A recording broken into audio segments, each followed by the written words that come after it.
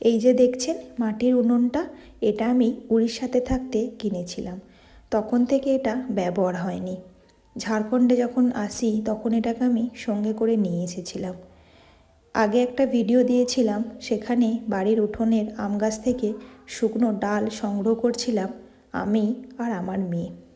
সেই ডালগুলোই এই উনুনটা জ্বালাবার জন্যই সংগ্রহ করেছিলাম। এই উনুনটাতে আমি এখন বানাবো বেগুন পোড়া, আলু পোড়া।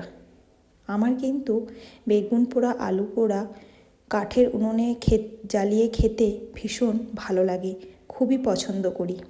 আমাদের বাড়িতে এখনও কাঠের উনুনে ভাত রান্না হয়, তাই আমার মেয়েরা কাঠের জালে রান্না দেখেছে।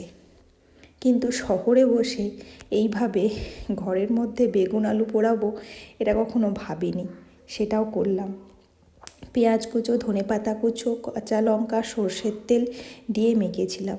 সঙ্গে ছিল পালক পরোটা। পালক শাক ভাপিয়ে নিয়ে মেথি দিয়ে গ্রাইন্ড করে নিয়েছিলাম। সেই মিশ্রণটাতে আটা মেখেছিলাম।